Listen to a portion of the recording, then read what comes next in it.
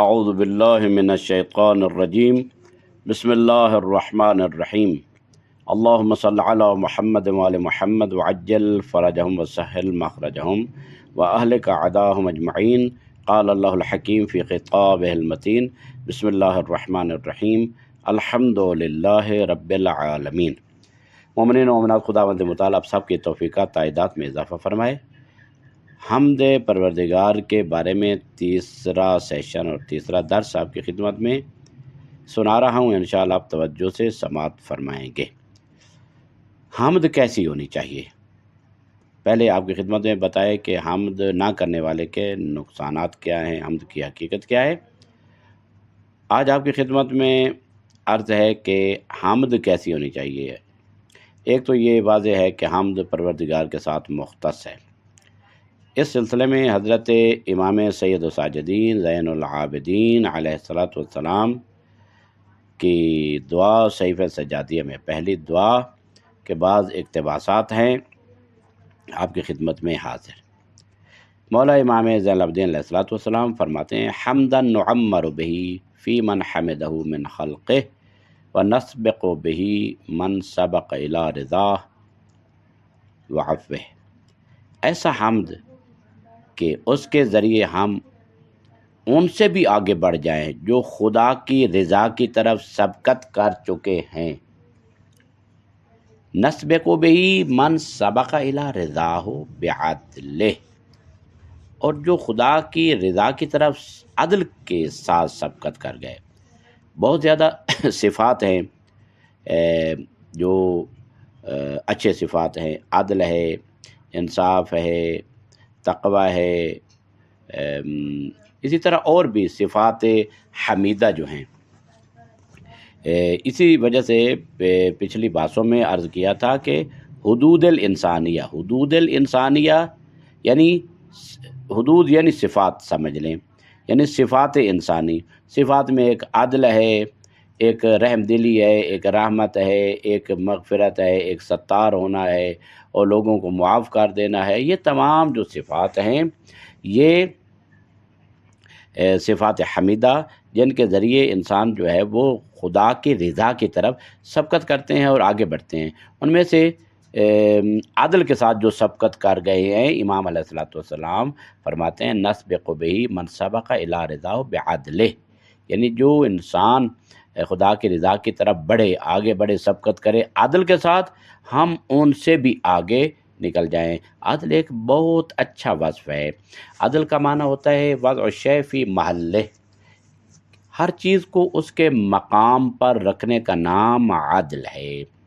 یعنی عدل انسان عدل کرے تو انسان جو ہے وہ انحرافی راستے پر نہیں جا پڑتا، بلکہ عدل ایک بہترین وصف ہے جو پروردگار کی صفت بھی ہے اور اس کی مخلوقات کے اوصاف میں سے، اور سب سے بہترین عدل کرنے والے پیغمبر اکرم مخلوقات میں اور حضرت امیر کائنات، جن کے بارے میں پیغمبر فرماتے ہیں: یدی و ید علی ابن ابی طالب فی العدل سوا، یعنی میرا ہاتھ اور علی ابن ابی طالب کا ہاتھ عدل میں سوا یعنی برابر ہے۔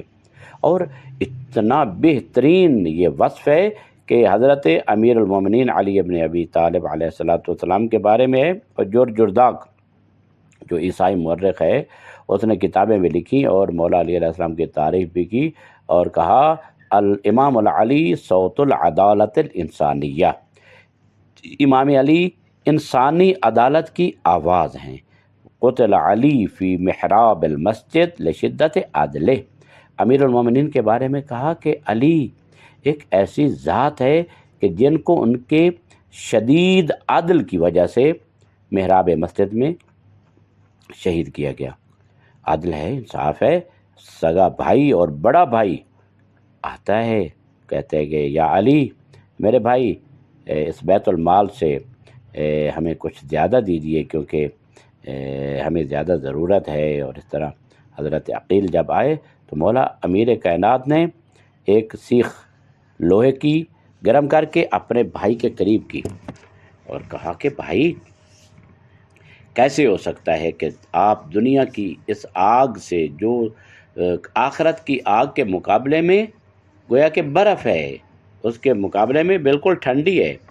آپ اس آگ سے بھاگ رہے ہیں، کیا آپ یہ چاہتے ہیں کہ علی ابن ابی طالب دنیا کا مال اس میں حیف و میل کر کے اور لوگوں کا مال جو ہے بیت المال یہ آپ کو دے کر جہنم کی آگ میں جلے؟ یہ کیسے ہو سکتا ہے؟ یعنی علی وہ عادل امام ہیں کہ جن کی عدالت کا چرچا ہر جگہ موجود ہے۔ اعدل علی، اتقا علی، اورا علی، سب سے ورع، سب سے متقی، اتقا علی، اقرا علی، یعنی سب سے زیادہ جو بہترین صفات جو ہیں اس کائنات میں پیغمبر اکرم صلی اللہ علیہ وآلہ وسلم کی نورانیت کے ذیل میں وہ حضرت امیر کائنات کی ہیں۔ وہ عدل کے ساتھ انہوں نے سبقت کی، سب سے آگے بڑھے۔ البتہ یہ ہے کہ ہمیں ائمہ سکھاتے ہیں کہ آپ نے دعا کیسے مانگنی ہے، یعنی خدا سے مانگنے میں انسان کو بخیل نہیں ہونا چاہیے۔ لہٰذا امام علیہ السلام فرماتے ہیں کہ پروردگار جو عدل میں سبقت کر گئے، آگے بڑھ گئے، ہمیں ایسی حمد عطا فرما کہ ہم اس حمد سے کے ذریعے ہم اس سے بھی آگے نکل جائیں۔ پھر حضرت فرماتے ہیں کہ یہ ہم دنیا میں کیا مقام رکھتی ہے، دنیا میں اس کی کیا فضیلت ہے، برزخ میں اس کا کیا اثر ہے۔ برزخ یعنی موت اور قیامت سے پہلے اس مقام کو برزخ کہا جاتا ہے۔ تو برزخ میں اس کا کیا اثر ہے، قیامت میں انسان کو کہاں لے جاتی ہے اور کس اوج اور مقام کی بلندی تک پہنچاتی ہے۔ تو امام سید الساجدین زین العابدین علیہ السلام فرماتے ہیں حمد کیسی ہو، برزخ کی تاریکیوں کو روشن کرنے والا حمد ہو۔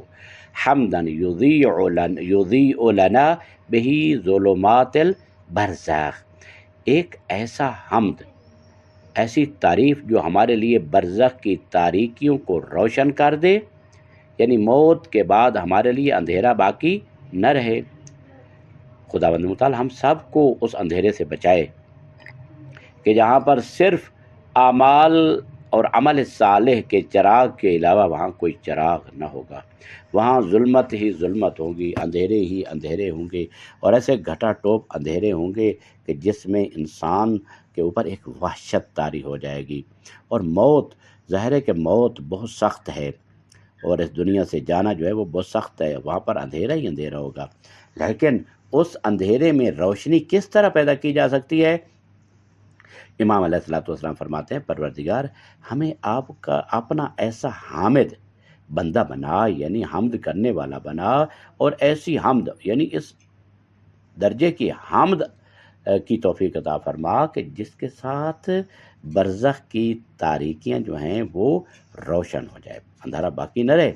روایت کے مطابق برزخ قبر ہی ہے، انسان کے چار جہان نہیں ہیں۔ اگر کوئی کہے دنیا ہے، قبر ہے، برزخ ہے اور قیامت، نہیں، بلکہ صرف 3 جہان ہیں۔ اکثر و بیشتر لوگ سوال کرتے ہیں قبر کیا ہے اور برزخ کیا ہے، قیامت کیا ہے۔ دنیا میں تو رہ رہے ہیں، پتہ ہے کہ دنیا ہے، برزخ کے بارے میں، قبر کے بارے میں سوال کرتے ہیں کہ قبر کیا ہے اور اس کے بعد برزخ کیا ہے۔ تو عرض یہ ہے کہ دنیا ہے اور برزخ ہے اور قیامت ہے، صرف 3 جہان ہیں دنیا انسان کے لیے۔ ایسا نہیں ہے کہ کوئی ایک علیحدہ دنیا اور برزخ یعنی موت۔ برزخ دراصل قبر ہی ہے، قبر کا عالم کوئی الگ دنیا نہیں بلکہ وہی عالم برزخ ہے۔ جب امام علیہ السلام سے سوال کیا گیا کہ برزخ کہاں سے شروع ہوتی ہے تو مولا نے فرمایا قبر انسان کی موت کے لمحے سے لے کر قیامت تک ہے، یعنی قبر یعنی برزخ، برزخ یعنی قبر، یہ دونوں آپس میں ایک ہی چیز ہے، مترادف ہیں۔ یعنی جیسے ہی موت واقع ہوتی ہے برزخ کا آغاز ہو جاتا ہے، برزخ شروع ہو جاتی ہے اور قیامت تک جاری رہتی ہے۔ لہذا برزخ قبر ہی ہے اور ہر انسان کو برزخ کا سامنا کرنا پڑے گا۔ جب کل نفس ذائقۃ الموت ہے، ہر نفس نے موت کا ذائقہ چکھنا ہے اور موت ہی برزخ ہے، کوئی بھی نہیں بھاگ سکتا، کوئی بھی وہاں سے فرار نہیں کر سکتا۔ برزخ کی تاریخ، ہاں البتہ یہ ہے کہ موت سے اور برزخ سے کوئی فرار نہیں کر سکتا۔ ہاں، بچاؤ اگر کرنا چاہے، بچنا چاہے تو وہ برزخ کی تاریکیوں کو روشنی میں بدل سکتا ہے۔ برزخ کی تاریکیوں کو یہی حمد روشن کرے گی۔ وہاں کوئی اور چیز نہیں جو اندھیرا کرے سوائے گناہوں کے، اور کوئی ایسی چیز نہیں جو روشنی دے سوائے اطاعت اور نیکی کے۔ اطاعت اور نیکی میں پہلی نیکی جو ہے حمد اور معرفت پروردگار اور حمد پروردگار جو ہمارا موضوع ہے۔ وہ اندھیرا کون سا ہوگا؟ یہ اندھیرا جو ہے نا، جس طرح کے دنیا میں اندھیرا ہوتا ہے اور قبر اندھیری ہوتی ہے، اس اندھیرے کا مرنے والے کو کوئی نقصان نہیں۔ یہ اندھیرا وہاں مراد نہیں ہے۔ وہاں یہاں تو ویسے بھی اس کی آنکھیں بند ہے، دنیاوی آنکھ تو بند ہو چکی، اور اس کا عالم ایک اور عالم ہے، وہ منتقل جو ہو چکا ہے ایک دوسرے عالم میں۔ یہ تو قبر جو ہے اس دنیا میں، اور یہ مٹی کی قبر یہ دنیا میں ہے، لیکن اس کا روح اور اس کا جسم مثالی ایک اور عالم میں منتقل ہو چکا ہے۔ وہاں اندھیرا کون سا ہوگا؟ اندھیرا وہاں گناہوں کا اندھیرا ہوگا۔ نماز نہ پڑھنا، روزہ نہ رکھنا، حج واجب ہے تو نہ کرنا، گالیاں دینا، غیبت کرنا، چوری کرنا، اور یتیموں کا مال کھانا، لوگوں کی توہین کرنا، یہ تمام یہ جو ہیں برے صفات جو ہیں وہاں پر مجسم ہوں گے۔ وہاں اندھیرا ان کی وجہ سے ہوگا، یہ دنیاوی اندھیرا وہاں اندھیرا نہیں ہے۔ لہذا حمد یہ ہے کہ جو وہاں کے اندھیرے کو روشنی میں تبدیل کرتی ہے۔ جب حمد کی بدولت برزخ کی تاریکیاں روشن ہوں گی تو انسان اس راہ کو آسانی سے طے کر لے گا جو برزخ سے گزر کر قیامت کبریٰ تک پہنچاتی ہے۔ ظاہر ہے قیامت کبریٰ اس لیے کہا گیا کہ قیامت صغریٰ تو انسان کی موت ہے، موت سے انسان کی قیامت صغریٰ شروع ہو جاتی ہے۔ اب جو ہے وہ قیامت کبریٰ ہے، یعنی جس طرح انسان اس دنیا میں ہے اور دنیا سے موت کی طرف جانے کو گھبراتا ہے، جب موت کی آغوش میں چلا جاتا ہے تو وہاں اس کے لیے آسانیاں ہوتی ہیں، وہاں کی نعمتیں ان کو ملتی ہیں، اور وہاں پر وہ بہترین زندگی گزارتا ہے، تو پھر وہاں سے اس کو مشکل ہوتی ہے عالم قیامت کے لیے، کیونکہ پھر قیامت کے لیے کہ قیامت کبریٰ جب آئے گی تو میرے ساتھ کیا ہوگا۔ قبر میں بھی سوالات ہوتے ہیں، بعض سوالات قبر میں ہوتے ہیں، اور وہاں قبر میں اس برزخ میں اس کو جنت کی جو نعمتیں ہیں، البتہ جنت الخلد اور ہمیشہ کی جنت تو کسی کو بھی نہیں ملی، وہ تو قیامت کے بعد ملے گی، لیکن یہاں جنت کے قائم مقام جو نعمتیں ہیں اس کو قبر میں ملتی ہیں، نیک آدمی جو ہیں ان کو ملتی ہیں، جس طرح کی روایات میں ہے کہ جب مومن، اور اس طرح شہید کے بارے میں بھی ہے، مومن جب اس دنیا سے جاتا ہے تو فتح لہ بابان الی الجنہ، جنت کے طرف اس کے لیے 2 دروازے کھول دیے جاتے ہیں۔ تو جنت یعنی وہی جنت کے قائم مقام، یعنی وہی سہولیات اس کو عالم برزخ میں ملتی ہیں، اور بسا اوقات اس کو عذاب اس عالم برزخ میں ملتا ہے اگر نماز نہیں پڑھی ہوگی، روزہ نہیں رکھا ہوگا، اگر کسی کی غیبت کی ہوگی، وہ اندھیرے اور وہاں جو سانپ ہیں، بچھو ہیں جو کہ انسان خود ساتھ لے کر جاتا ہے، وہ وہاں اس کو عذاب بھی ہوگا اگر خدا نخواستہ ایسی کیفیت وہاں پر ہوگی تو۔ لیکن یہ کہ اگر اچھا انسان ہو تو اس کے لیے قبر میں ہی فوت ہوتے ہی اس کے لیے جنت کی طرف دروازے کھول دیے جاتے ہیں، اور پھر وہ جنت کی نعمتوں کو دیکھتا ہے تو وہاں پر خوش ہوتا ہے، جس طرح وہاں زندگی گزارتا ہے، اور پھر قیامت ہوتی ہے تو پھر اس کو فکر ہوتی ہے کہ اب قیامت میں کیا بنے گا۔ لہذا برزخ سے گزر کر قیامت تک انسان کے راستے کو بہترین اور ہموار کرنے والی چیز جو ہے وہ، اور روشنی بخشنے والی وہ چیز حمد ہے۔ جو شخص روشنی میں سفر کرتا ہے وہ آسانی سے منزل تک پہنچ جاتا ہے، اس لیے فرمایا حمدن یضیء لنا بہ ظلمات البرزخ، یعنی ایسا حمد جس سے برزخ کی تاریکیاں روشن ہو جائیں اور اندھیرے ختم ہو جائیں۔ یا تو حمد خود اپنے اثر سے برزخ کو روشن کرے، حمد کا اثر خود ایسا ہو، یا اللہ تعالیٰ اس حمد کے بدلے برزخ کی تاریکیوں کو ہمارے لیے روشن کر دے۔ ایک ہی چیز ہے، ہم حمد خدا کریں گے تو دینے والا وہی ہے، حمد کریں گے تو حمد کا بینیفٹ ہمیں جو ملے گا وہ ہمیں البتہ دنیا میں بھی ملتا ہے، لیکن دنیا کے علاوہ آخرت میں کیا ہوگا؟ وہی خدا ہی ہوگا نا کہ جو ان تاریکیوں کو ہمارے لیے روشن کر دے گا۔ وَيُسَهِّلُ عَلَيْنَا بِهِ سَبِيلَ الْمَبْعَثِ، یہ اب برزخ کے بارے میں امام نے فرمایا، اور اب امام علیہ الصلوۃ والسلام فرما رہے ہیں وَيُسَهِّلُ عَلَيْنَا بِهِ سَبِيلَ الْمَبْعَثِ، اور اسی حمد کے ذریعے ہمارے لیے بعث یعنی برزخ سے قیامت کی طرف اٹھائے جانے کا راستہ بھی آسان ہو جائے۔ یعنی جس دن انسان کو اٹھایا جائے گا ایسی حمد ہو کہ جس کے ذریعے ہمارے اوپر جو ہے یہ حمد یا پروردگار مبعث کے راستے کو یعنی اس قیامت کی طرف اٹھائے جانے کا جو راستہ ہے وہ بھی ہمارے لیے آسان ہوئے، کیونکہ یومن کان مقدارہ 50,000 سنہ، یعنی 50,000 سال کا ایک دن ہوگا، سورج نیچے آ چکا ہوگا، آسمان پھٹ جائے گا، ستارے پھٹ جائیں گے، اور یوم یفر المرء من اخیہ و امہ و ابی و صاحبتہ و بنی لکل امرئ من یومئذ شأن یغنی، ہر ایک کو اپنی نفسی نفسی کی پکار ہوگی، کوئی کسی کی سننے کے لیے تیار نہیں ہوگا، ماں بیٹے سے، بیٹا ماں سے، باپ بیٹے سے، بیٹا باپ سے، ہر رشتہ دار ایک دوسرے سے دور بھاگنے کی کوشش کریں گے۔ وہ ایسا سخت دن ہوگا، اس سخت دن میں ہمارے جو کام آنے والی چیز ہے وہ ہے حمد پروردگار۔ اپنی دل کی گہرائیوں سے حامد بنیں، زبان سے نہیں، کیونکہ یہ راستہ ہر ایک کے لیے آسان نہیں ہوتا۔ کچھ لوگ اس مرحلے کو سہولت سے طے کرتے ہیں اور کچھ کو سختی کا سامنا ہوتا ہے۔ جس طرح دنیا سے برزخ میں داخل ہونا آسان نہیں، اسی طرح برزخ سے قیامت کبریٰ میں داخل ہونا بھی آسان نہیں ہے۔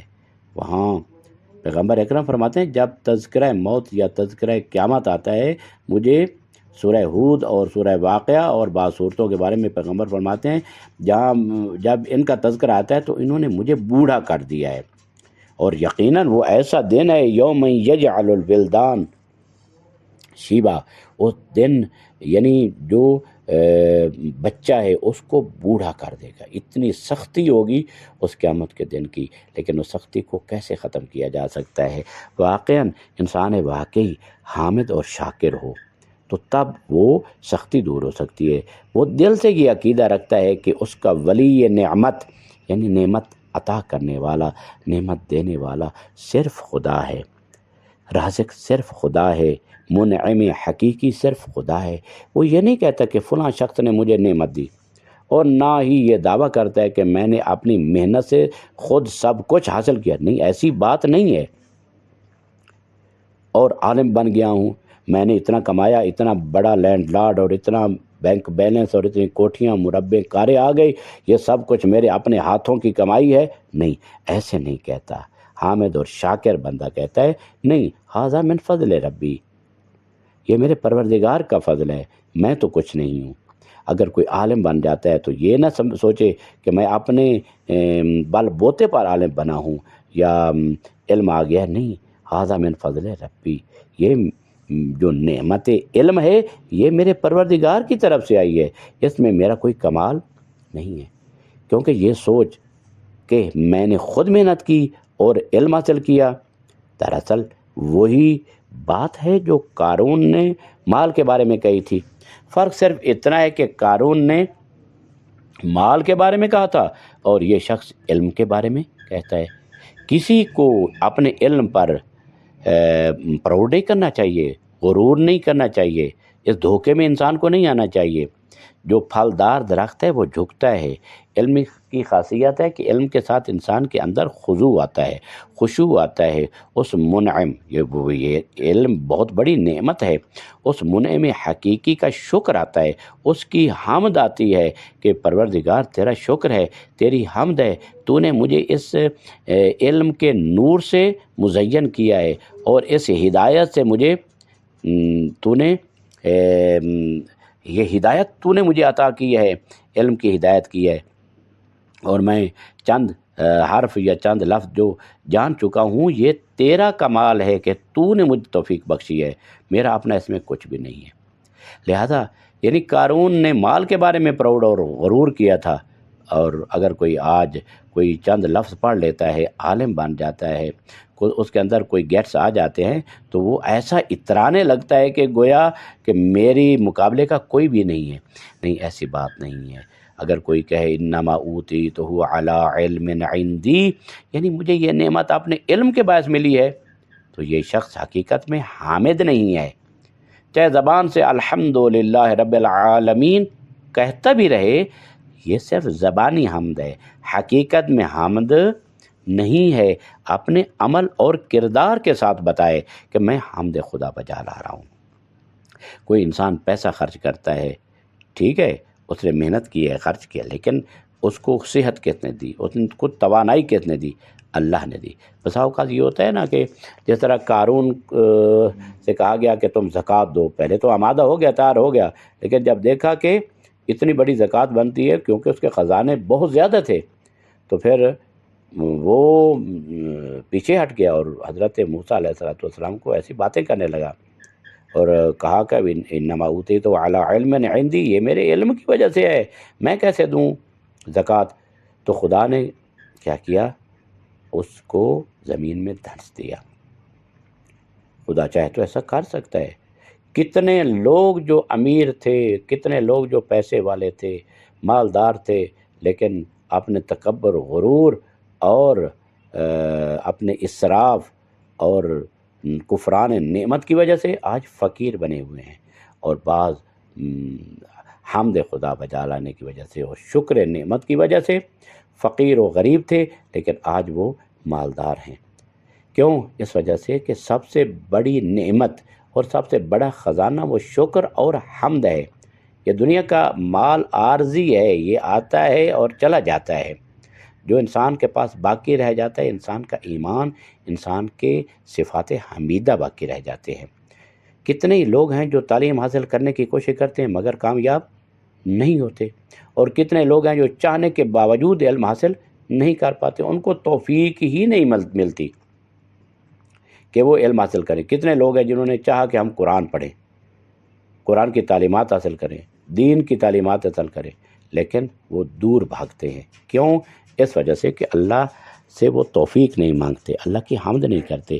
ایک نعمت پر حمد کریں تو خدا فرماتا ہے کہ تم اگر میری حمد کرو، میرا شکر کرو، تو میں تمہاری نعمتوں کو زیادہ کر دوں گا، لیکن وہ آتے ہی نہیں ہیں، اللہ کی طرف آتے نہیں، قرآن کی طرف آتے نہیں، پیغمبر اکرم اور ائمہ کے فرامین کی طرف آتے ہی نہیں ہیں۔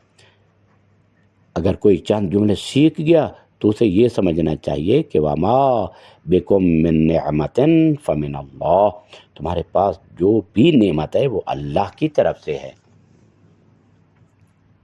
کون ہے جو عالم نہیں بننا چاہتا؟ آپ خود دیکھتے ہیں کہ ہزاروں افراد علم حاصل کرنے آتے ہیں، مگر ان میں سے چند ہی کامیاب ہوتے ہیں، چاہے وہ یونیورسٹیز میں ہوں، حوزہ ہو یا کوئی اور میدان۔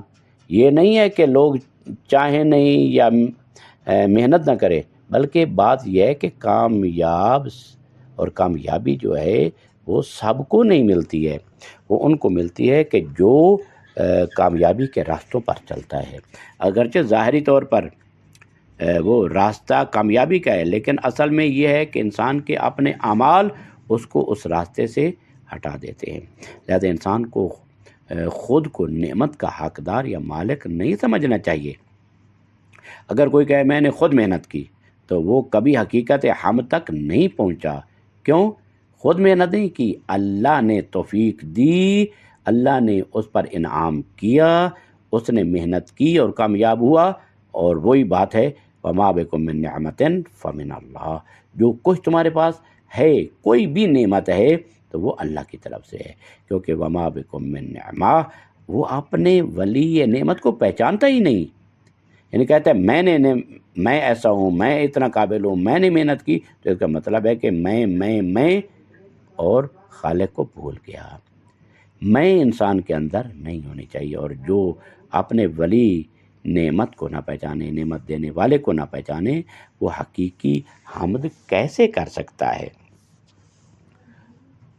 وہ حمد جو برزخ کے راستے کو آسان بناتی ہے اور وہاں کی تاریکیوں کو روشن کرتی ہے، اور جس کی برکت سے قبر روضۃ من ریاض الجنہ بن جاتا ہے، جنت کے باغوں میں سے ایک باغ۔ یعنی یہ ویسے بھی روضہ کہتے ہیں یعنی باغ، میں ریاض، ریاض روضہ کی جمع ہے، جنت کے باغوں میں سے اس کی قبر جو ہے وہ کیا بن جاتی ہے، ایک باغ بن جاتی ہے۔ اور یہ بھی کہا جاتا ہے کہ اللہ ان کی قبر کو جنت کے باغوں میں سے ایک باغ قرار دے، تو وہ یہی ہے، قبر کو باغ بنانے والی چیز جو ہے وہ حمد پروردگار ہے۔ وہی حمد ہے جو انسان کو دل و جان، اخلاق اور عمل کے اعتبار سے حامد بناتی ہے۔ انسان کو چاہیے اپنی دنیا میں ہی، اولاد تو کہاں تک کام آئے گی، اسی دنیا میں ہم نے دیکھ لیا ہے، آج ہم دیکھ رہے ہیں کہ ہماری اولادیں ہمارے کتنے کام آ رہی ہیں، کوئی بھی کام نہیں آتا، کوئی بھی کام نہیں آتا۔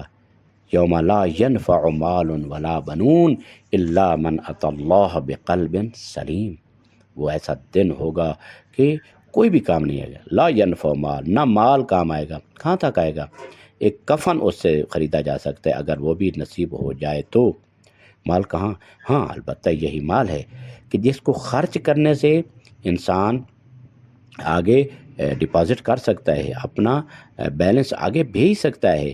وہ کس طرح، انسان کے پاس مال ہے، انسان اس مال کے ذریعے ایسے ایسے نیک کام کرے، ایسے مدرسہ بنوائے، مسجد بنوائے، ایسے مثلاً ہاسپیٹل بنوائے، اور ایسی کتابوں کا ذخیرہ جو ہے وہ کرے، جو کتابیں پڑھی جائیں، ایسا یعنی نیک کام کرے جس کے ذریعے اس کا نامہ اعمال جو ہے ہمیشہ کے لیے چلتا رہے۔ علم ینتفع بہ بعد موتہ، جو روایات میں آیا ہے کہ ایسا علم پھیلائے کہ جس کے ذریعے جو ہے وہ موت کے بعد اس کو فائدہ پہنچتا رہے۔ اگر خود کوئی عالم نہیں بن سکتا تو کسی طالب علم کو علم میں مدد کرے، کسی طالب علم کی علم میں مدد کرے تو وہ کیا ہو جائے گا، اس کا مددگار علم میں، کیونکہ روایات میں ہے کن عالماً او متعلماً او محبا لہما فلا تکن رابعا فتہلک، کن عالماً، عالم بنو یا طالب علم بنو یا دونوں سے محبت کرنے والے، یا عالم اور طالب علم سے محبت کرنے والے بنو۔ تین شخصیات کے بارے میں کہا گیا ہے، اور کہا گیا فلا تکن رابعا، چوتھی قسم نہ بننا ورنہ ہلاک ہو جاؤ گے۔ اگر کوئی عالم نہیں بن سکتا تو طالب علم کی مدد کرے، یعنی دین کے امور میں اس کی مدد کرے، کتابوں کی ضرورت ہے کتابیں لے دے ان کو، مثلا جس چیز کی بھی ضرورت ہے، کمپیوٹر کی ضرورت ہے کمپیوٹر اس کو لے دے، تاکہ اس میں وہ اپنے علمی ذخیرہ کو وہاں پر محفوظ رکھے اور وہاں سے تعلیم کو جو ہے وہ زیادہ آگے لے جائے۔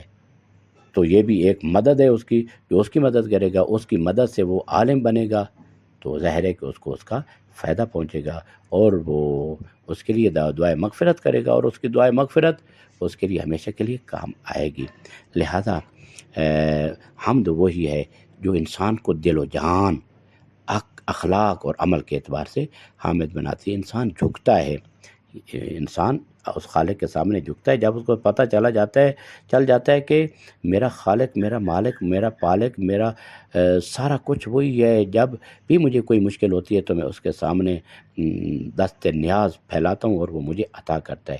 اگر انسان دیکھے تو اللہ نے جو وجود عطا کیا، انسان کا ہونا، انسان کو خلق فرمایا، کتنی بڑی نعمت ہے، اور پھر اس کو جوانی دی ہے، پھر اس کو حسن و جمال اور کمال دیا ہے، اور اس کو پوسٹ دی ہے، اس کو عہدے دیے ہیں، اور اس کو یہ تمام نعمتیں دی ہیں۔ تو ان نعمتوں کا تقاضا یہ ہے کہ دل و جان سے اس کی حمد کرے اور اچھے اخلاق اپنائے۔ بعثت لأتمم مکارم الاخلاق، جس طرح پیغمبر اکرم فرماتے ہیں مجھے مکارم اخلاق کے لیے مجھے خلق کیا گیا، اور اخلاق دین کا بہت بڑا حصہ ہے۔ اچھے اخلاق کے ساتھ انسان جو ہے دوسروں کے ساتھ پیش آئے، نماز شب سے زیادہ اس کا ثواب ہے، اور عمل کے اعتبار سے انسان جو ہے وہ حامد تب بن سکتا ہے کہ جب اس کا دل اس کی طرف مائل ہو، جھکا رہے۔ انشاءاللہ جھکا ہوا درخت وہ ہوتا ہے کہ جس کے اوپر پھل ہوتا ہے، کہیں سے تقویٰ کا پھل ہے، کہیں سے اخلاق کا پھل ہے، کہیں سے علم کا پھل ہے، یعنی تمام پھل اس پر لگے ہوئے اور وہ جھکا ہوا ہے۔ خضوع و خشوع حامد انسان کی بہترین صفت ہے۔ خداوند متعال ہمیں حمد کرنے کی اور ایسی حمد جس طرح امام نے فرمائی ایسی حمد کی ہمیں توفیق عطا فرمائے، آمین یا رب العالمین۔